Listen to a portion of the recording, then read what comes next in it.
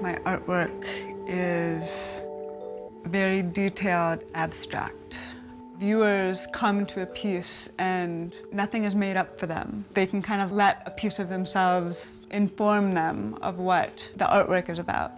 That's kind of what abstract art is for me in a nutshell. It's poetic. It's not going to be a Stephen King novel. It's going to be maybe something you can't quite wrap your mind around.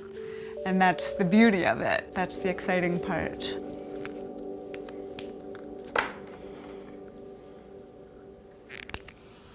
Right now I'm working with acrylic washes. I use a lot of water, which I love because I can't control it totally. And it brings that wild factor to the work. And I also use micron pens, the finest point you can get, which is 0.005. And I do a lot of give and take between the two mediums. There's layers of color, there's lots of line work, things that are tedious and take a lot of time, and then things that are loose and more wild. With this piece here, I put some ink wash down and then used different tools, the fork, the string, chopsticks, and my shish kebab skewers, and dry brushes, spray bottles, different textures of cloth make different patterns in the paint as the paint dries. All those things that you finished using and most people throw them in the trash. The possibility of the textures that they could create are limitless.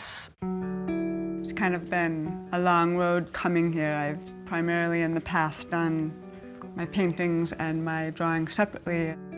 There's something kind of liberating about just the motion of working on a large painting, and then there's something very internal about doing this repetitive line work. It felt like these two very separate, very natural acts that I was creating as an artist, but I think they were both missing something. To have them come together feels like a challenge, and it also feels really right.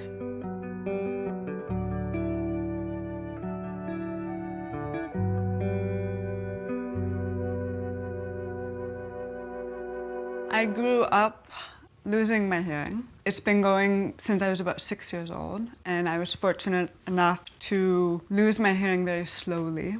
So it wasn't until high school when I really started noticing that, my hearing aids weren't cutting it anymore.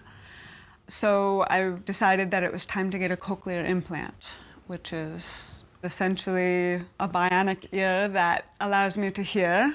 I think that a lot of my sensitivities as a person and as an artist have resulted from it, just because I need to be very detail-oriented in order to communicate with people. I don't think my artwork is about my hearing problem. I'm more interested in how we as human beings perceive the world through our senses and what becomes stronger due to what's missing.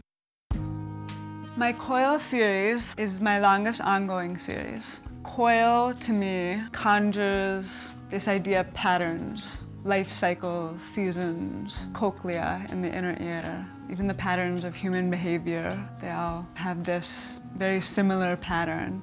So to me, Coil signifies that, and those paintings are an investigation of that kind of unifying pattern that you see everywhere. I start each piece and I have ideas, but I surrender to the fact that the finished piece is going to be its own entity that I participate in but don't have complete control over. I believe that beauty hangs somewhere between these poles of control and spontaneity. It's almost like playing Sudoku, where there's only one right answer and you have to look for it until you know it's there, and then you find it and there's no denying that that's the next step that you have to take.